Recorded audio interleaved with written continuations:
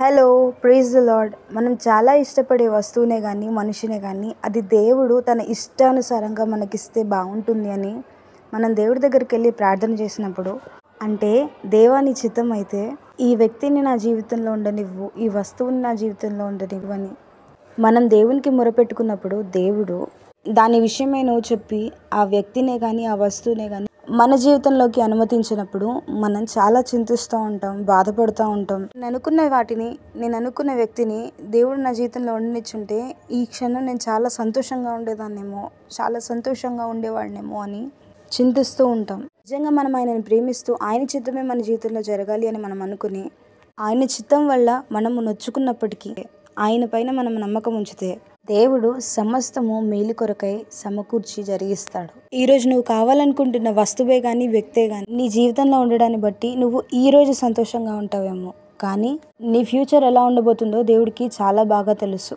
నీ చిత్తమే నీ జీవితంలో జరగాలని నువ్వు అనుకుంటే అది నీకు ఆ క్షణం మాత్రమే సంతోషాన్ని ఇస్తుంది. కానీ దేవుని చిత్తం నీ జీవితంలో జరగాలి అని నీకు ఇష్టమైన దాన్ని నువ్వు వదులుకున్నప్పుడు, ఆయన చిత్తం కోసం నువ్వు కనిపెట్టుకుని ఉండినప్పుడు, ఆయన చిత్తం నీ జీవితంలో జరిగినప్పుడు, ఇప్పుడు నువ్వు పడుతున్న బాధతో పోల్చుకుంటే దేవుని చిత్తం నీ జీవితంలో జరగడం వల్ల కలిగే సంతోషము, ఆనందం ముందు నీ బాధలు నీకు అసలు లెక్కే కావు, అసలు గుర్తుకే రావు. దేవుడు తన పిల్లలకు ఖచ్చితంగా మేలే చేస్తాడు. మనము అడిగి ఊహించిన వాటికంటే అత్యధికంగా గొప్ప కార్యములు చేసే దేవుడు మన దేవుడు. ఈరోజు నువ్వు అడిగింది పొందుకోలేదని చింతించక, దేవుడు నమ్మదగిన వాడని, మేలు చేస్తాడని విశ్వసించి ధైర్యంగా ఉండండి. హల్లెలూయా.